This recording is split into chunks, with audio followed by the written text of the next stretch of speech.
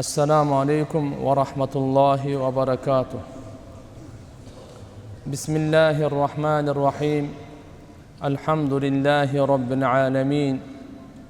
Wassalatu wassalamu ala ashrafil anbiya'i wal mursalin. Muhammadin wa ala alihi wa ashabihi ajma'in. Amma ba'd. Урматтуу мусулман бир туугандар, кадырлуу аталар, агалар, достор, инилер, жараткан Алла Таала өзүнүн мээрими менен, өзүнүн ырайымы менен сиздерге, биздерге бүгүн мүмкүнчүлүк берди жума намазга келгенге. Дүйнөдө кандай гана бир жакшы ишке кадам ташталбасын, кандайдыр бир жакшы ишке ниет кылынбасын, бул жараткан Алла Тааланын каалоосуз, жардамсыз мүмкүн эмес. Ушундан улам Алла Таалага шүгүрлөр болсун. Сиздерге рахмат. Мечитке келип бир маселе угуп кетейли. Жүрөгүбүздү кичине бир нурлап кетейли. Жараткан Алла Тааланын кайрылуусун угуп кетейли. Пайгамбарыбыз Мухаммад алейхиссаламдын аманат катары таштап кеткен динин билип кетейли деп келгениңиздерге чоң ыраазычылык билдиребиз. Жүрөктөн эгерде акыйкат орун ала турган болсо, бул Алла Тааланын айкөлдүүлүгү. Эгерде жүрөккө отурбай турган болсо, анда биздин кемчилдигибиз. Бардыгыбыз Алла субханаху ва тааланын кулдарыбыз. Жараткан Алла өзүнүн кулчулдугуна жараткан. Бүгүнкү жума темабыз тазалык жана эгин, көчөттөрдү эгүү, жашылдандыруу. Барыңыздарга белгилүү, ислам диндей бир дагы дин тазалыкка көңүл бурган эмес. Мейли ал дененин тазалыгы, ички дүйнө, жүрөк, пейилдин тазалыгы, кийимдин, чөйрөнүн тазалыгы, кандай гана тазалык болбосун, ислам диндей көңүл бурган эмес. Инналлаха юхиббут таввабин ва юхиббул мутатаххирин. Шек күмөнсүз Алла Таала тоба кылуучуларды жакшы көрөт. Адамдан күнөө болуп калат. Мусулман адам күнөө кылбайт. Шайтанга азгырылып кээде күнөө болуп калат. Күнөө болгондон кийин ал күнөөнү жуудурмайынча, тазаламайынча мусулман адам тынчтанбайт. Жараткан Аллага кайрылып, кейип, ушул кылган жаман ишине өкүнүп, тоба кылат. Эми кайталабайм дейт. Ушундай тоба кылуучуларды Алла Таала жакшы көрөт. Жана тазаланган адамды, өзүн таза кырмаган адамды Алла Таала жакшы көрөт экен. Мейли носки, бут кийим кийүүдө болсун, чач коюуда болсун, оозун таза кармаганда болсун, ортодогу мамиледе болсун, турак жайында, же болбосо иштеген жайында, кайерде гана тазалык болбосун, Алла субханаху ва таала тазалыкты жакшы көрөт экен туугандар. Хадистерде пайгамбарыбыз саллаллаху алейхи ва салламдын өтө көп бу тазалык боюнча айтылганы. Алла Таала таза жана тазалыкты сүйөт. Бир жолу пайгамбарыбыз саллаллаху алейхи ва салламга бир киши келди, чачы жүдөгөн кишини көрүп. Эмне бул чачын тазалаганга дагы бир суу таппай калдыбы? Бир кишини көрдү, кийими жүдөгөн. Кийимин тазалап алганга дагы бир эч нерсе таппадыбы деп нааразычылыгын көрсөткөн. Көптөгөн ибадатка Алла Таала тазалыкты шарт кылган. Намазга тазалык шарт. Ушу жердин да тазалыгы, кийимдин да тазалыгы, дененин дагы тазалыгын шарт кылып койгон. Шарт дегени намаз кабыл болбойт деген сөз. Ислам дини мынакей 5 убакыт намазга чейинки бизге даярданууну тазалык менен баштап атат. Ажатканадан тартып тазалыкты үйрөтүп атат. Ар бир мусулманга ар 7 күндө жуунуш зарыл. Ал бүткүл денесин жана башын жуусун деп пайгамбарыбыз буйруган. Демек жума сайын сөзсүз бир толук жууну милдеттүү кылып коюп атпайбы? Себептен адам иштейт экен, жүрөт экен, терлейт экен. Адам баласы болгондон кийин уктайт, турат. Ушунун бардыгына тазалыкка ислам дин өтө көңүл бурган. Пайгамбарыбыз саллаллаху алейхи ва саллям айтат: эгерде мен үммөтүмө оор болбогондо, мен ар бир намазда мисвак колдонууну милдеттүү кылып коет элем, буйруп коет элем, буйрук кылып коет элем дейт. Анткени мисвак колдонууда ооздун тазалыгы дагы, Алланын ыраазычылыгы, шайтандын ачуулугу камтыган. Пайгамбарыбыз саллаллаху алейхи ва саллям эртең менен турганда дарат алганга чейин да мисвак колдонот эле. Үйгө киргенде мисвак колдонот эле. Жатаарда, жатта турганда, ар бир намазда Пайгамбарыбыз саллаллаху алейхи ва саллям мисвак менен окулган намаз, мисваксыз окулган намазга караганда 70 эсе сооптуу деген хадисти айтып койду. Эмне үчүн тазалыкка ушунчалык көңүл бурду? Бирөө мисвак менен оозун тазалап намаз окуду. Бирөө оозун тазалады, бирок мисваксыз эле тазалап окуду. Экөөнүн намазы бир эмес экен. 70 эсе сооптуу экен бул мисвак менен окугандыкка. Көрбөйсүз ушунчалык көңүл бурганы. Тамак жеген учурдагы тазалык.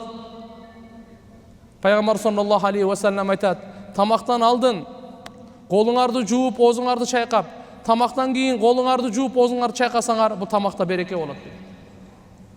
Мына тазалык 14 кылымдан бери келип атат биздин тазалыгыбыз.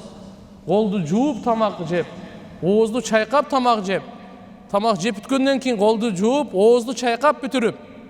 Мынакей туугандар, бир күндө биз канча жолу тамак жейбиз, канча жолу чай ичебиз. Кооздоону жана атыр иштетүү бул ислам динибиздин өтө бир баалуулуктары болуп эсептелинет.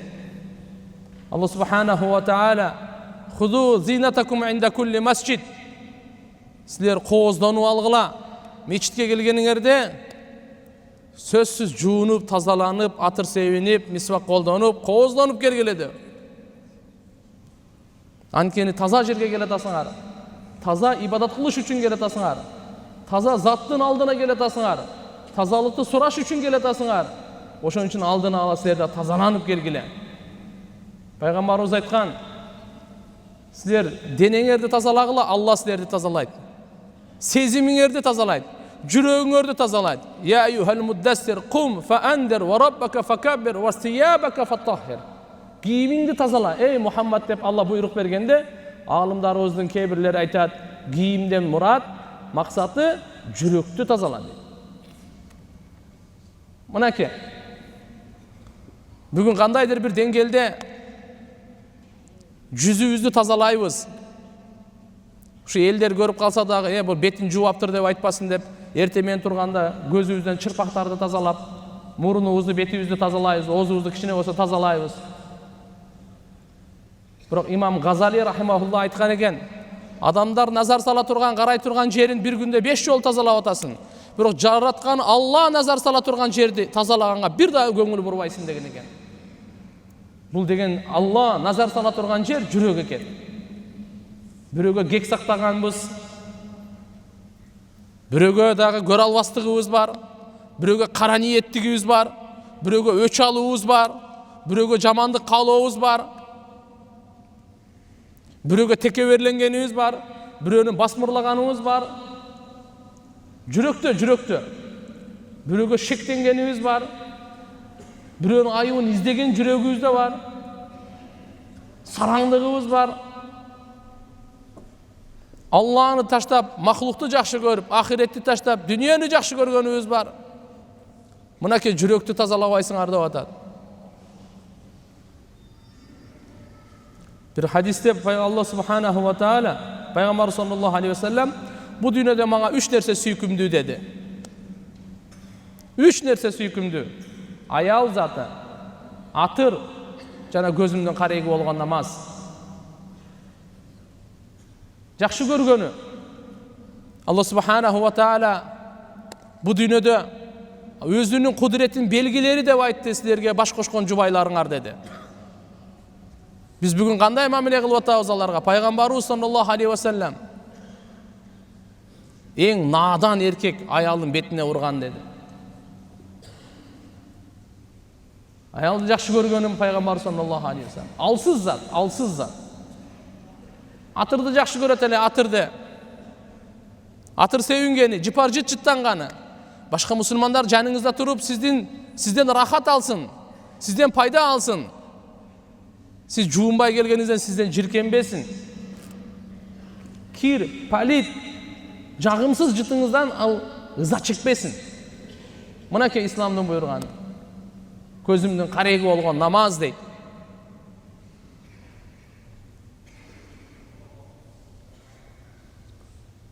Мечитти тазалоого келе турган болсок, Алла Тааланын үйү. Пайгамбар саллаллаху алейхи вассалам доорунда бир кара энебиз, кара түстүү энебиз мечитти дайыма шыпырып тазалап турат эле, күндөрдүн биринде көрүнбөй калды. Пайгамбарыбыз айтып калды, каякта баягы. Сахабалар айтып кайтты, ал дүйнөдөн көз жумуп кетти эле, биз намаз окуп көмүп койгонбуз деп. Пайгамбарыбыз ачууланып аларга айтып койбойсуңарбы мага? Эмне үчүн айткан жоксуңар деп. Көрсөткүлө кайерге көмгөнсүңөр, барып туруп пайгамбарыбыз ошол жерге намазды окуп дуа кылып келди. Алла Тааланын үйү таза кармага биз буйрулганбыз туугандар. Кээде ушундай болуп калат, дарат алып мешитке келебиз. Наскилер кичине жыттанып калат. Ал жерде канча адам намаз окуйт. Ошондой болуп калса, зерикпей эле наскин чечип, жакшынакай путту жууп келип, анан намаз окушубуз керек экен. Конокко барсаңыз кандай тазаланып келесиз? Бир конок чакырды, куда сөөк чакырды, тойго баратасыз. Же бир чоң адам чакырды, сизди бир аким чакырды конокко, губернатор чакырды, бадыша чакырды конокко, бир депутат чакырды конокко. Кантип тазаланып барасыз? Алдын ала жуунуп, таранып, шампунь, атыр, наскинин жуулган эмес, жаңысын кийип. Алла Тааланын үйү андан акылуураак. Алла субханаху ва таала өзү коноктойт. Ким Алланын үйүнө келсе, бул Алланын коногу. Ман гада илал масжид ау раха а'адда Аллаху лаху фил джаннати нузула. Куллама гада ау раха. Ким эрте менен же кечинде мечитке келе турган болсо, ар бир келгенине Алла Таала бейиштен бир мейманчылык даярдап коет. Канча жолу келсин, ошончолук даярдап коет. Үйлөрдү таза кармо. Анткени ошол жерде уктайбыз, ошол жерде тамактанабыз, ошол жерде жашайбыз. Билесиз да, үйүңүз таза болсо, көңүлүңүз ачык болот. Үйүңүз кир болсо, көңүлүңүз да ачык болбойт, маанайыңыз ачык болбойт. Тескерисинче көңүл түшөт. Үйлөрдү таза кармо. Мейли чаң болсо, башка болсо, үйдө келсеңиз, аял бала чакаңыз тазалаган эмес болсо, пайгамбар саллаллаху алейхи вассалам айтат, ай, идиштерди жуумайынча уктабагыла дейт. Караңыздар, ислам диндей тазалыкка ким көңүл бурган? Кайсы динде бар мындай? Үйдүн тазалыгын караңыз. Идиш аяктарды жууп жаткыла. Кудай сактасын, асмандан кээ бир учурларда бале түшөт деген. Ошол жабылбаган идиштерге, жуулбаган идиштерге түшөт. Жыйынтыгында бир кесел менен ооруп кала турган болсоңор, өзүңөрдөн көргүлө деген. Көрбөйсүзбү тазалыкты канчалык?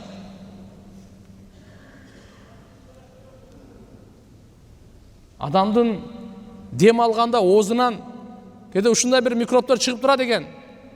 Ошон үчүн тамакты ичкенде да үйлөп ичпегиле дейт. Эмне үчүн? Ошого бир микробтор, бир оорулуу нерсе түшпөсүн деген. Ушунчалык тазалыкты кармаган. Алла субханаху ва таала Исмаил пайгамбар менен Ибрахим пайгамбарга "Ватахира байтя", менин үйүмдү таза кармагыла деп, анткени бу жерге руку кылуучулар келет, сажда кылуучулар келет, таваф кылуучулар келет деп тазалыкка буйруп атат туугандар. Жолду тазалоо болчу. Ушу үйүбүздөн чыккан жол бар. Жумушка бараткан жол бар. Мынакей пайгамбарыбыз саллаллаху алейхи ва саллам хадисинде айтат: "Ал-иману бид'у ва саб'уна шу'батан, фа'афдалуха қаулу ла илаха иллаллах, ва аднаха имататул ада ани-тариқ, вал хая'у шу'батун минал иман." Имандын 73-төн 79-га чейин бутагы бар.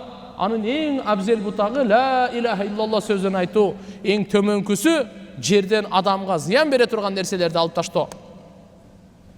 Адамга зыян бере турган нерселерди, мусор болсун, кээде шише талкаланган болот, кээде таш болуп калат, кээде ар кандай нерсе, ошолорду алып таштоо, бул имандын бөлүгү экен туугандар. Иманыбыздын бөлүгү экен. Пайгамбар саллаллаху алейхи вассалам бир жолу айтат, мен бейиште жүрсөм бир ушундай адамды көрдүм дейт. Ал адам не иш кылган экен? Адамга зыян бере турган адамдар өтөт экен да бир жолдон. Ошол жерде бир жыгаш турган экен. Дайыма адамдарга зыян берет экен. Ошо жыгашты сындырып алып койгону үчүн Алла субханаху ва таала разы болуп бейиштен орун берди дейт мынакей. Эмне үчүн? Адамдарга ошо зыян бере турган нерсени алып таштоо. Биз бүгүн тескерисинче тазалагандын ордуна таза турган жерди булгаганга өтүп алдык да.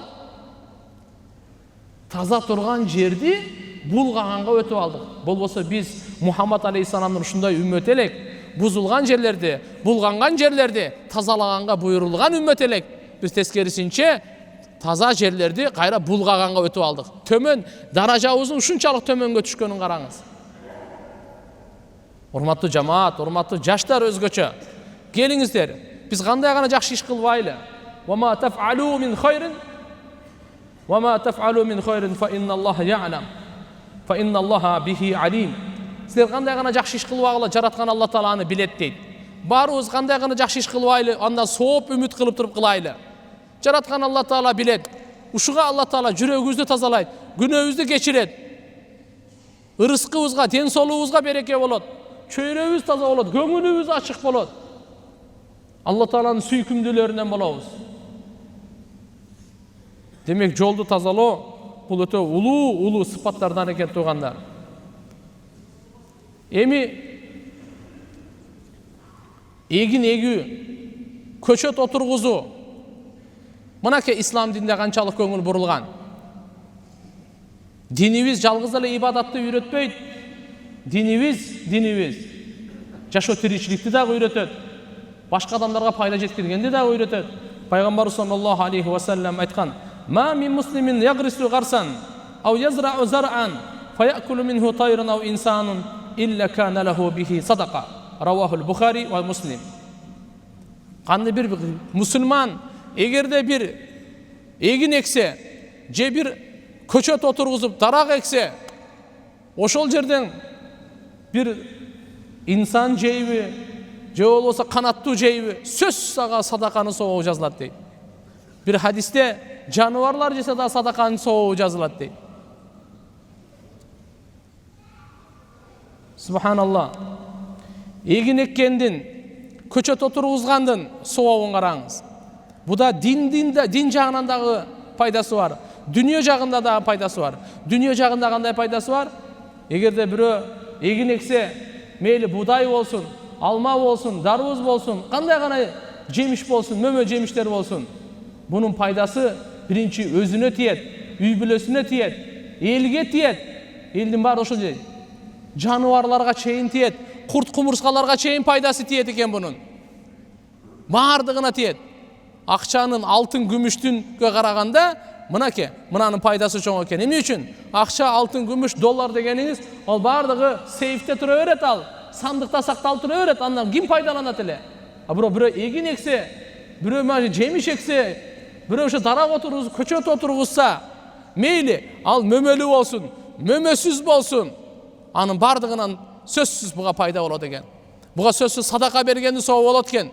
Бир данына болсун садака. Анткени бул жерде үрөөндөр сатылат. Элдин курсагы тоет. Элге пайда болот. Ошондуктан пайгамбарыбыз саллаллаху алейхи ва саллям айтат: кандай гана эгин эксе, кандай гана бул көчөт отургузса, ушуга садака кылгандын сообу жазыла берет дейт. Дүнүйөнүн пайдасы ушу экен. Диний пайда боло турган болсо, мейли ал ниет кылсын, ниет кылбасын, буга садаканын сообу жазыла берет экен. Ниет кылса дагы, ниет кылбаса дагы. Субханалла. Эгерде мындан да кызыктуусу да, ууру келип туруп бурун эккен эгинин уурдады, жеди. Ага уурулуктун күнөөсү жазылат. Ал эми бул эккенге садака берген сообу жазыла берет экен. Эгерде сотко алып барып сотко кама берсе дагы буга садакан, мен садака кылгандын ниет кылган жок элем буга ууруга десе, ошонсо эле сага садаканын сообу жазылат дейт. Эгерде ниет кыла турган болсо, Алла Тааланын ыраазычылыгы үчүн Алла Таала өтө улуу сооп берем дейт. Өтө улуу сооп берем. 3 амал ушундай: жакшылыкка чакыруу, садака берүү, адамдардын ортосун элдештирүү. Ниет кылбасаңыз да сооп аласыз. Ниет кылбасаңыз да сооп аласыз. Сиз бир адамды жакшылыкка чакырып атасызбы? Же болбосо эки адамдын башын элдештирип койдуңузбу? Эки дос, аялы менен күйөөсү, атасы менен баласы, кошунасы менен, да кимдери менен гана болбосун. Инсан болгондон кийин ортодо шайтан дагы бар. Кээде азгырып, ар кандай болуп, ылдыйөдө сөздөр болуп кетет. Эми ошол жерде бул жакта жөн тура бербей, сүйүнүп тура бербей, кол чаап тура бербей, мусулман адам андай болбойт. Мусулман адам чакымчы болбойт. Мусулман адам элдештирүүчү болот. Башын бириктирип койсо, буга улуу сооп. Намаз окугандан, орозо туткандан, садака бергенден дагы сооп улуураак деп пайгамбарыбыз айтат.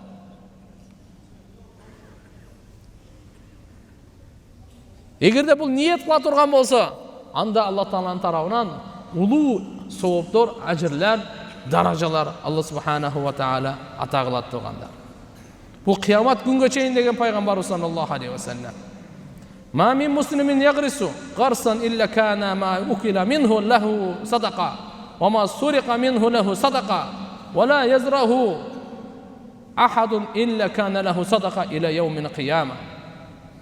Кандай гана бир мусулман адам бир көчөт отургуза турган болсо, ага канча андан ким жесе, мейли канаттуу келип жейби, инсан келип жейби, жаныбар келип жейби, жалбырагынан жейби, мөмөсү меселе. Курт кумурска келип ошо түшүп калган мөмөсүн жейби. Өрүк болсун, алма болсун, эми жүзүм болсун, эмне гана болбосун. Ар бир данга ошо эккен кишиге садаканын соогу жазыла берет экен.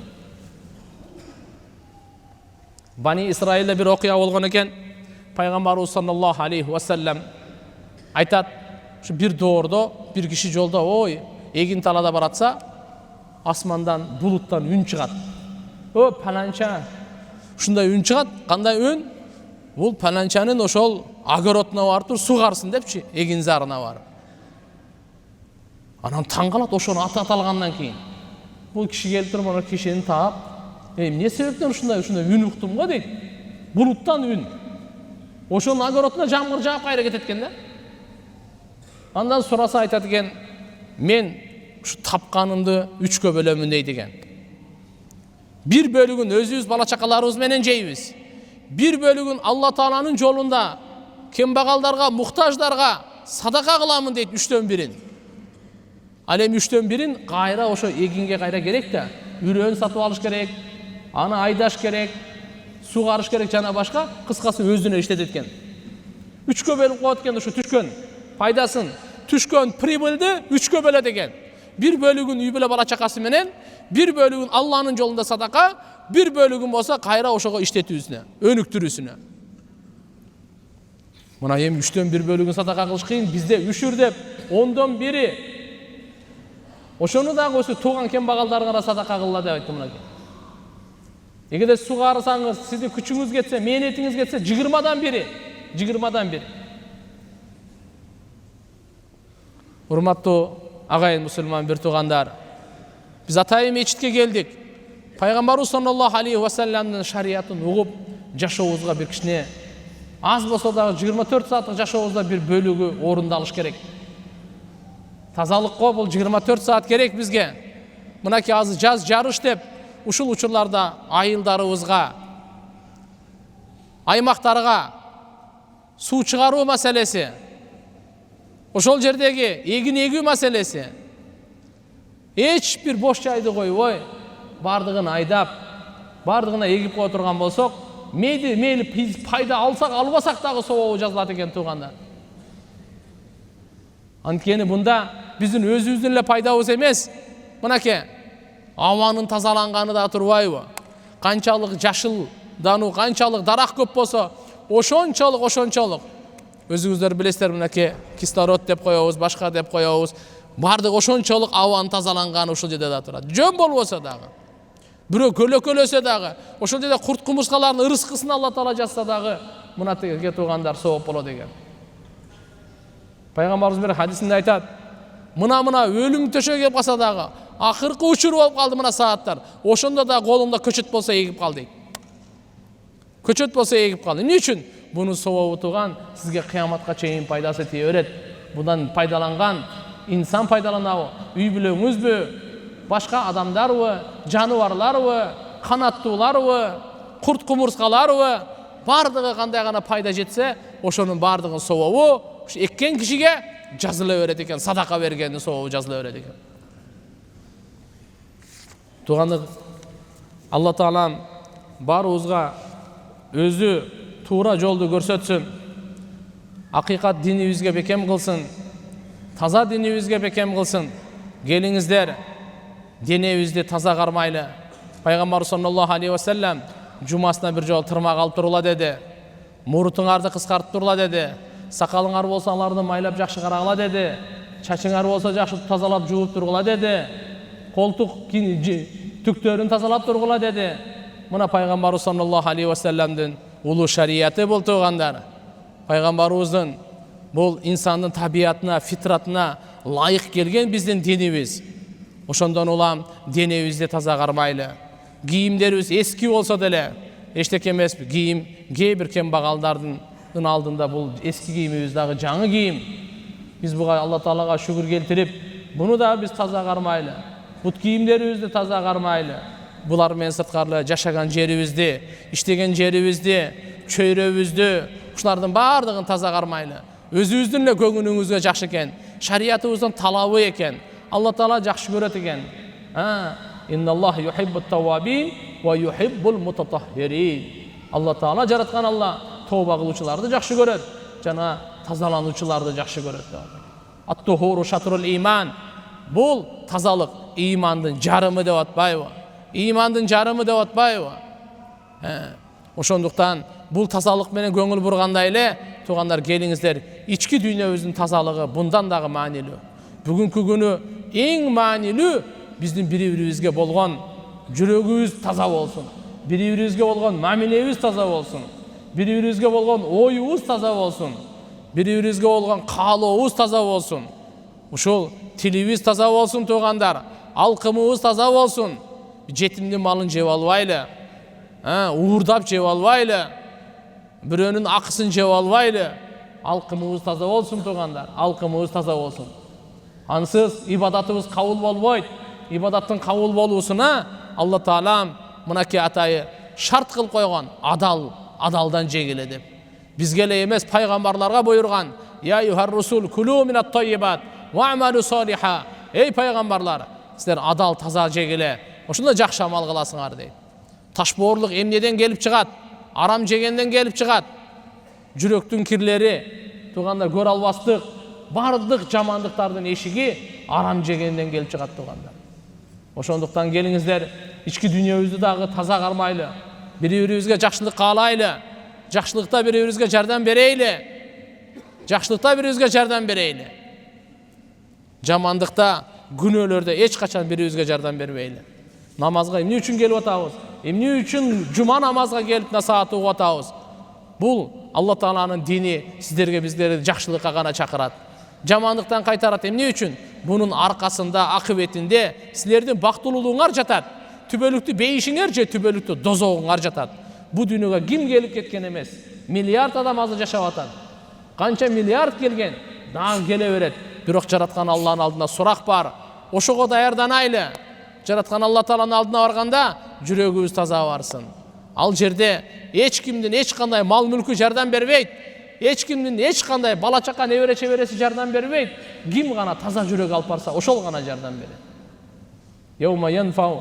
Yawma la yanfa'u malu wala banun illa man atallah bi qalbin salim. Жараткан Алла Куранда айтып койду. Ал күнү эч кимдин мал мүлкү дагы, бала чакасы дагы жардам бере албайт. Бир гана таза жүрөктү ким алып барса, ошо гана жардам берет. Келиңиздер, бири-бирибизге кек сактабайлы. Бири-бирибизден болгон кемчиликтерди кечирейли. Жараткан Алла Тааладан кечирим сурайлы, жана бири-бирибизди кечирейли. Мына ушуда бактылуулук, ушуда ынтымак, ушунда биримдүүлүк, жалкоолуктан арылайлы. Дин соолукка, тазалыкка ислам дини өтө көңүл бурган, өтө маани берген. Бизди ошол чакырыкка лаббайк деп, дин соолугубузду да карап, акыл эсибизди да карап, жүрөгүбүздү да таза тутуп, алкымыбызды таза кармап, чөйрөбүздү. Мына дүйнөдө жашоо ушул калат экен туугандар. Ушул калат экен биздер. Ахиретибизди курайлы. Ахиретке барардан алдын мурда ахиретибизди оңдойлу, нурлайлы. Алла Таалам айткан уккан сөздөргө баарыбызга амал кылыштыкка өзү жардам берсин. Субхана роббика роббил иzzati амма ясифун ва саламун алал мурсалин валхамдулиллахи роббил аламин.